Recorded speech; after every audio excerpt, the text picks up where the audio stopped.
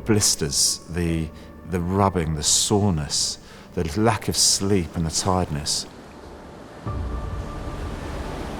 A North Atlantic that is storm season, so you're crossing from east to west with your back facing towards the west, so you're rowing backwards. The sea in the North Atlantic is building up into huge storms in the winter, and those big waves are just going to be working their way down towards you.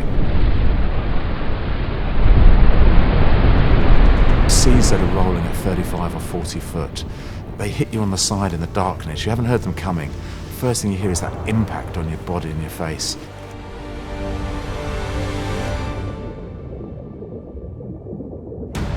What am I doing putting myself and making myself be in this really uncomfortable position? The challenge we're undertaking is the world's toughest row Atlantic. It's a 3,000-mile row from Canary Islands to Antigua. Look, there's some amazing bonkers events out there, and this felt something that was fitted that category. I've never rowed before this, certainly never done anything, you know, any kind of expedition or adventure of this magnitude. So it's nice to do something that challenges you in a way that you just can't get anywhere else. The real measure of success will be coming back as a tighter team than when we left, and still being friends, but being better friends than before the event. The thing that ties them all together is like their desire to go and have the ultimate adventure.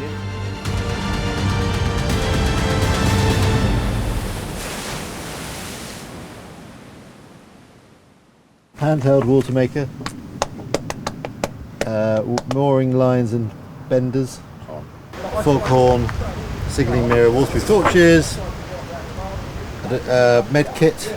So the whole purpose of today is to make sure that when you arrive in Gomera, you have very little to do, because there isn't much available for you out there. So you need to be able to arrive and then focus on final bits of preparation, getting the boat ready, confirmatory checks, last bits of fresh rations, and there will be a pretty busy program for you out there of safety briefs and weather briefs and the media demands on you and that kind of thing. So today you should be able to go away with an idea of what's left to do. You have your race flagpole? Yeah, we left that in Cardiff. Head of logistics and organisation left it. Is that you, John? That's why I handed all responsibilities to Johnny. Oh, right, yeah. Burkitts have enabled us to get to the start line. Very generous contribution will help towards buying of the rations, all the kit that we need, the sort of mandatory kit from flares through to life raft through to your personal radio equipment is significant. Our aim is to raise £100,000 for our 4 charities. My charity was Norfolk Community Foundation. We're doing something quite sort of bespoke within that charity, looking at helping kids with opportunities outside of school, whether that's outward bound or whether that's sport, to pursue those interests. A particular charity that I have a connection with is the Cambridge Children's Hospital. So the Eastern region is the only region in the UK without a special children's hospital, and they've got planning permission now to build a state-of-the-art facility that's world leading in terms of the research and other bits that they'll do there. Challenge Wales. It helps youngsters who are struggling to move to the next phase of life, and through sailing they basically get them to learn teamwork and new skills, and then they help them integrate into a workplace. My charity is the Blue Marine Foundation. They are focused on addressing the ocean crisis, rewilding the seas and rejuvenate the ocean ecosystems. Atlantic campaigns, they set very strict guidelines that you've got to complete, and one of those is a minimum of 120 hours. 72 of those have to be ocean hours. Here we are.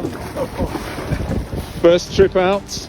I like the sort of friendship side of it. I'm very happily married and all the rest of it, but you go away with some friends and really get to know them. And I think that it's another thing, as you get older, you don't perhaps get those opportunities. I think we all have a certain amount of shared experience, having all served in the army. So that's a decent baseline. It's great actually to meet new people through doing something like this, and actually have to kind of embark on a sort of accelerated friendship and relationship to feel good about spending such a long period of time in such close quarters. But yeah, ask me again off the road.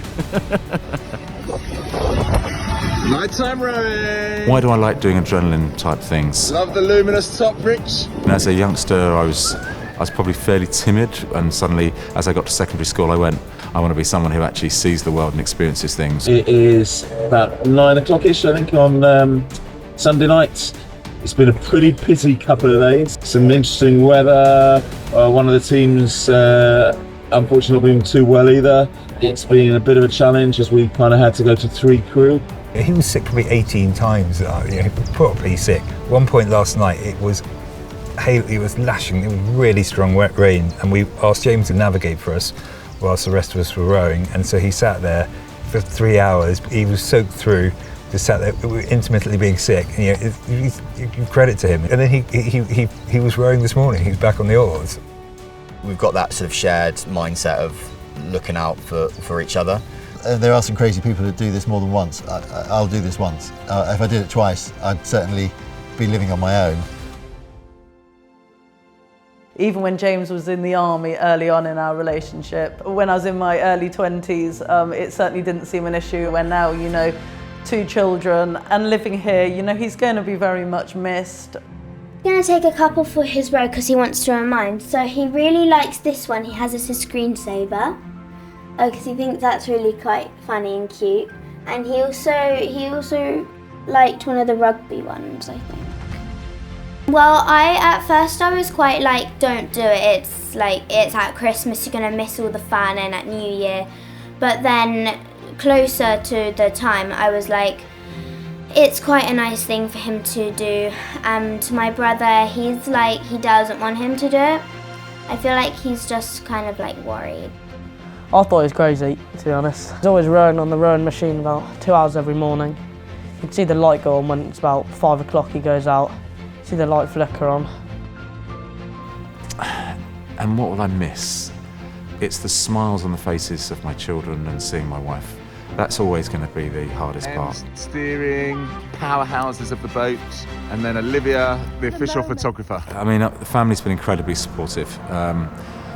My wife is kind of 1 in a million, if I'm honest. She, whenever I have a silly idea that I'm going to do, she supports me 100%. She's never once kind of gone, no, type thing. She just kind of calmly looked at me and gone, okay, off you get on with it. So my combat Casio. This was I needed a watch for the row. My eldest is obsessed with Amazon. Whenever I'm on Amazon shopping for something, she always jumps on. So this was her choice. So whenever you look down on it, it's bittersweet because it makes you chuckle, makes you think about your kids, but then it makes you think about your kids when you're probably the furthest away from them that you'll ever be. If you're going to have a midlife crisis, he could have bought an atrocious sports car, a motorbike, grown a moustache. I mean, it really could have been heinous. He's chosen to do something really exciting and to stretch himself and push himself, and something that the kids and I are really proud of, as well as raising an enormous amount of money for charity. I think it's brilliant. I'd rather he do something like that than get a little red sports car and, have an affair. So the next line is roving bilge pump. Yep, that's it in the hole.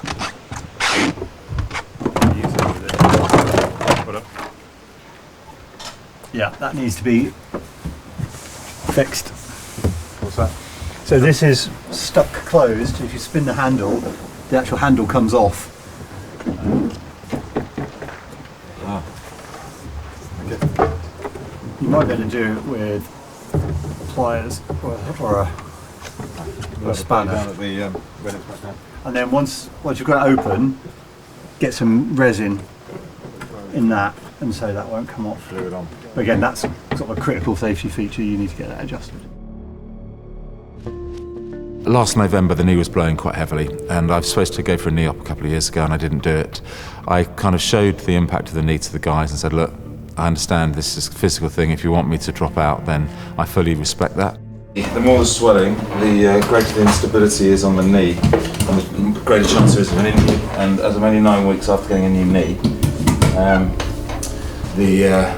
the aim is that with all the training that we've got to do, if I can keep the swelling down, the The more training I can do, the sooner we'll be better. The swelling will last, in theory, up to about 3 to 6 months, which is just about in time because we leave exactly 6 months after the operation. And rowing's fine because there's no impact on either joint, because what's happened is they basically put a metal rod up the femur and up and down the tibia. They put the plastic on either end and then put the ceramic in your knee in. So basically, it's just the impact of the injury that's the drama. The guys have been really supportive and didn't even blink for a second and said, no, you're part of the team and get yourself sorted and then come with us. You know, it's a massive event, and you can't just sort of rock up and do it. I remember feeling quite concerned at the time, like my body's just not up for this at the moment. Done some longer stints. I think we would have liked to have got a 3 or a 5 dayer in, but it's sort of juggling around people's work commitments. There's obviously 4 of us in different parts of the country, all doing different things, and getting everybody together for that length of time has proved challenging. Anybody who'd say they're not scared by this would be lying. There's more we can do, and we will do more over the next couple of months. Every day you've got to get up, every 2 hours you've got to do your bit, and just have that strength to always think, I'm not letting the rest of the team down as you go forward. Here for you, I would put just here a little strip of tape, that could be, or a piece of paint or something, so that it sounds really dumb, but when it's very, very dark and it's choppy, you won't be able to see probably beyond about here on the oar. And it's really rough, and you don't know if you're getting a proper oar stroke and you're tired. It's quite easy to have your oar facing the wrong way round. So if you put a little mark here, so you know that if you can see the mark, your oar's facing the right way around. I think we've done about 160 hours now as a 4. Most recent training has kind of feels that we're moving in the right direction. Kind of getting that kind of cohesive nature when you're rowing. It's starting to come together, kind of the pattern of the row, and just so speed seems to be getting a bit better without being overly physical with it. My body was in bits the first time I went on the boat, so that was a good motivator to change up the training a little bit and focus on those areas that need to be strengthened up, and that's worked. It's got easier over time. And how was the boat, Ian, for our camera crew here? You've got a really good boat. It will be a fast boat. All the key systems are there. All the key systems are working. I mean, that is it. You know, our life for 30 odd days is going to be eat, sleep and row. There's certainly a bit of nervous excitement. You just got to go for it. You know, with the exception of a start and finish, we are going to see a lot of ocean. With danger comes excitement.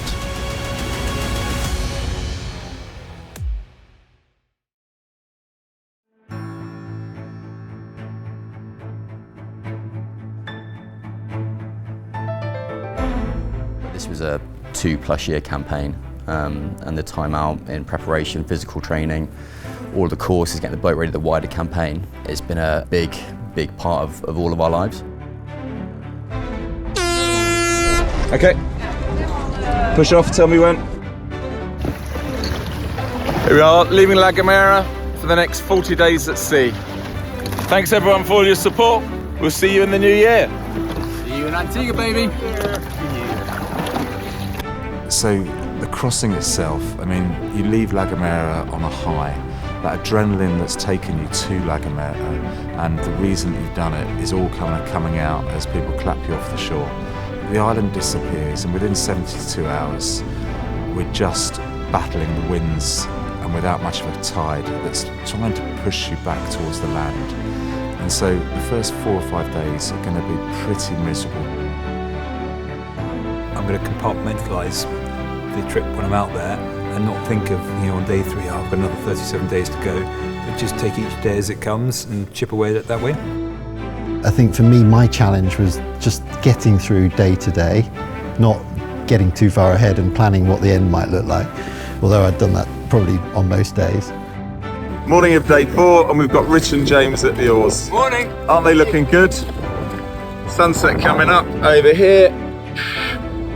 Nice and you can see the waves behind and all around us. Hi. Thought I might take the opportunity to have a quick look at our sweaty cabin. Our challenge over the first 7 days has been getting into a routine. 3 of us have had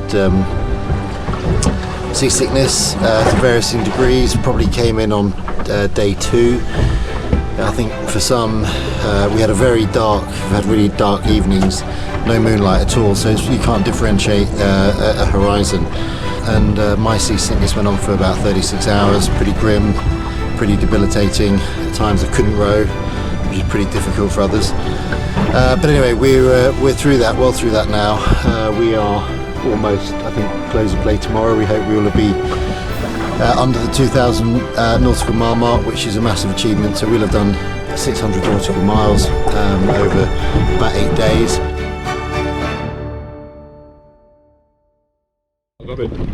What did I do with my mince pie? I thought I did. Maybe I didn't take one out. Christmas pants, man. Well, for me, I reflect on my worst ever Christmas, which was when I worked for Butlins when I was 18 years of age. And so I sit out here in the middle of the Atlantic Ocean thinking to myself, it's pretty perfect except for the fact that I'm missing family. The food, the material, everything else I could buy with. It's just knowing that how lucky are we to be sitting in this incredible place on this incredible boat that isn't being shared with thousands of people all at the same time. Happy Christmas from the Big Oardeal. We are, I'm sitting in my sultry cabin on what is otherwise a beautiful sunny day. We are, hopefully by the end of close of play today, we will be a third of the way across. We're in fine spirit, fine health. We're working well as a team. We are doing 3 hours on, 3 hours off throughout the day, and that's working throughout the night and day, and that seems to be working okay. Weather changeable, and hopefully the winds can remain fair. See you soon. Happy Christmas from the Big Oardeal. It's Boxing Day. We're almost a third of the way across. It's been tough going. It's been a mixture of everything from high winds to high seas to a mixture of emotions as well. Some really positive stuff, and also between us we've had some challenges along the way. So I think the thing that I underestimated before we'd left was how being in such a close confines with each other would amplify our individual behaviours or traits. We've got a bit of catch up to do. We can see the boats at the front are depressingly well ahead, and we haven't managed to make the progress that we wanted. We're heading south over the next 150 miles before we'll then break west, and hopefully Antigua will not be a million miles away, although it does feel like it at the moment. So we've still got time, but we just need to make sure the winds are with us. Because I think that the averages that we've done, we were averaging 75 days, 75 miles, and in the last few days we've averaged something, I think 1 in single figures. So yeah, pretty heartbreaking really, but yeah, we're in reasonable spirits, and we'll get there.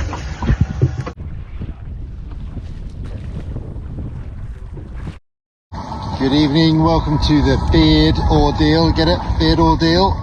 It is the 17th day and we are heading west, believe it or not. You might have to relook at your YB Races map to reassure yourselves, but yes, there we are. There's John at the back, on the bow. Oh, there we go, we'll retake that one.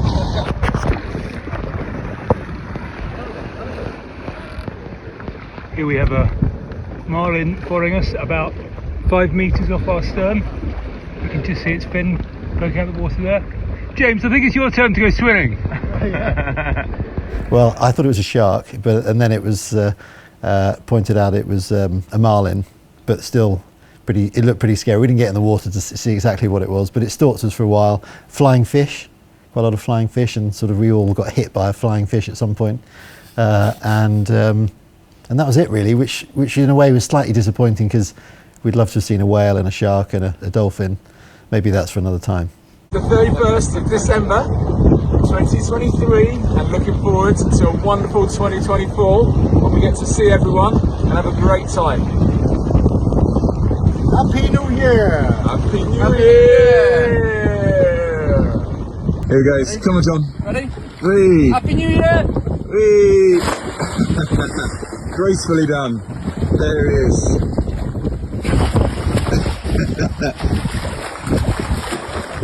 Oh, he's called us up, look. Just started the morning shift, or I have at least, very least. It's 8:30 in the morning. Richard, who's in front of me, is rowing at the stern. He's been on shift now for, this is his 3rd hour of a 3-hour shift. So he's certainly working hard this morning, and he's getting the joy of seeing the sunlight, the sunrise over to the east. Now, spirits are pretty good. We are approaching halfway, dare I say it. Anyway, Happy New Year. Hope you made no silly resolutions like rowing the Atlantic, and look forward to seeing you soon. Bye now. How can you describe your sleeping area, Richard? Well, it's a bit like sleeping in a greenhouse. It's always damp. It's everything in there is wet. There's water dripping from the ceiling, and so I found that the only thing I can do is put a waterproof jacket on the floor and sleep curled up like a dog on the jacket. It's the only way to keep a little bit dry. Everything we had got wet after a while. So like all your clothes were wet, where we slept was wet. Because of the heat in the cabin, the condensation meant that the water was dripping onto you from the cabin roof, and that got me down from time to time. And yeah, it was just constantly being wet and not being. It wasn't cold because you're on the equator, but it was just being wet the whole time. The other side of it then is just kind of saying, yeah, it's going to be tough and it's going to be really poor, but those small things are going to really lighten the time. Oh, give myself a wedgie. Oh, give myself a wedgie. Really nice. How many barnacles are there? They're pretty tiny though, tiny.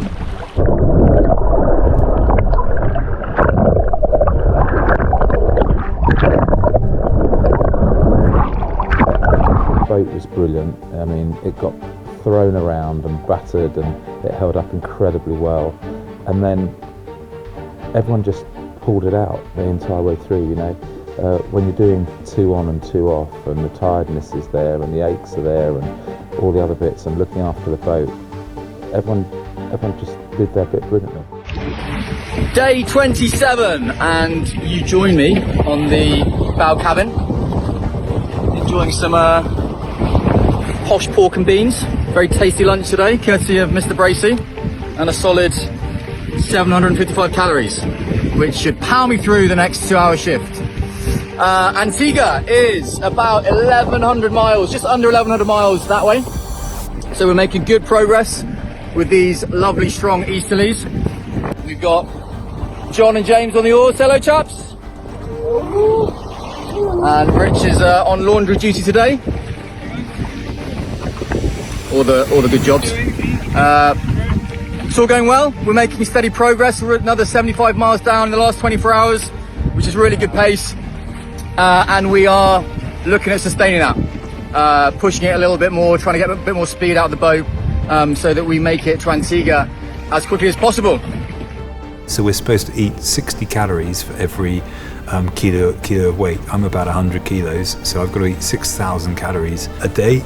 We have 2 main meals, both 1,000 calories each. Got fish and potato with parsley sauce and spaghetti carbonara. Yum yum. They'll get cooked in a couple of hours.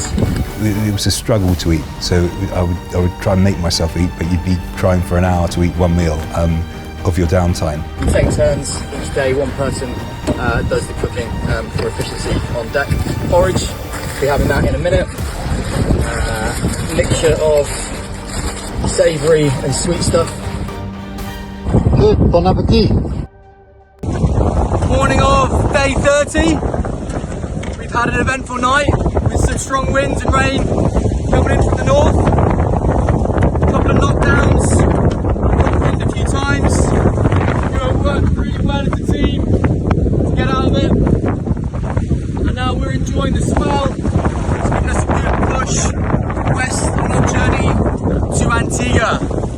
We're approximately 1,400 miles in that direction from Africa, and if I turn the TV or the video around, roughly about 1,100 miles that way to the Caribbean.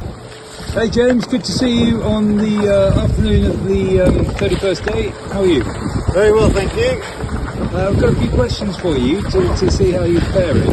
Firstly, what have you enjoyed most about the trip so far? I think for me it's the enormity of this challenge and the strength and power of the Atlantic is without question. I mean, it is a very powerful sea and environment we're in. I think just the best bit was actually just getting to know each other a bit better. I think that was my big takeaway. Right, John, first question. As skipper of the boat, we expect honesty and integrity at all times. Right, first question is to you, John. Is 32 days at sea? Tell me about it. Pretty remarkable, really. Didn't really know what to fully expect before starting, but it's exceeded all of my expectations. The scale of the ocean has been incredible.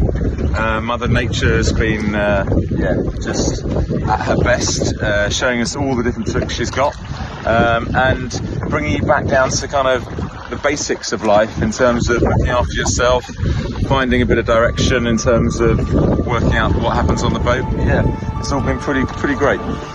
So the wind has shifted around to the east a bit. Boys are working hard on the oars. Everything is coming together. Antigua is about 490 miles behind me, and it feels like we've entered the end game.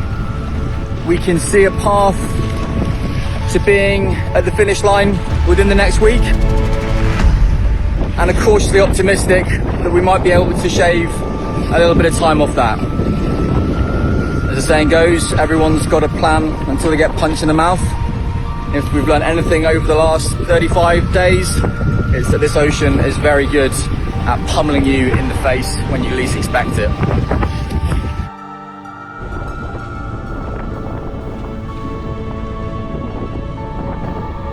We'd had a very interesting final 24 hours. Probably had some of the toughest sea conditions of the whole crossing. And there was a risk actually coming into English Harbour that we were going to get blown past the harbour entrance. And the safety boat came out, gave us some very specific directions. It was probably one of the hardest shifts of the row, 3 hours, very strenuous rowing. Welcome back to the World's Quickest Row, Atlantic 2023, for the arrival of the Big Oardeal. Our 12 boats to arrive. It is so wet out here today. A big squall came in as these guys came in. Oh my goodness. Suddenly you're in English Harbour and it's sensory overload because you've only seen the sort of the blue-grey of the ocean for 41 days. You have all these sights and smells, you can see colour, the flares go off, that scent, and I'd been fixated on that moment for so long. What a row. I have never seen waves so big. How they pulled it in, I'll never know. Buzz as we came into English Harbour, as John has described, was just incredible. We got tutored by Jeff Bezos on his yacht. Boats were following us as we were coming in. It was just incredible. And then you see your family, and we were lucky in the timing where we landed. It was the middle of the day, there were lots of people around, so big crowd, big cheers. It was just the best feeling. Welcome to Antigua!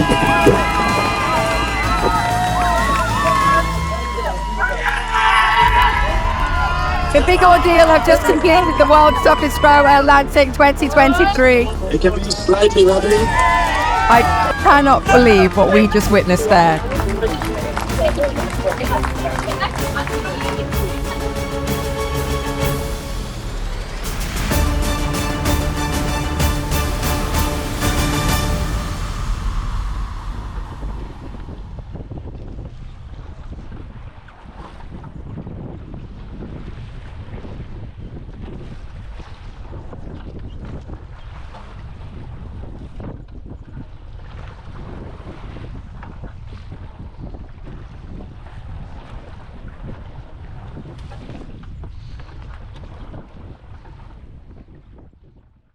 It's a one-off, I can tell you it's a one-off. It's a bloody good one-off.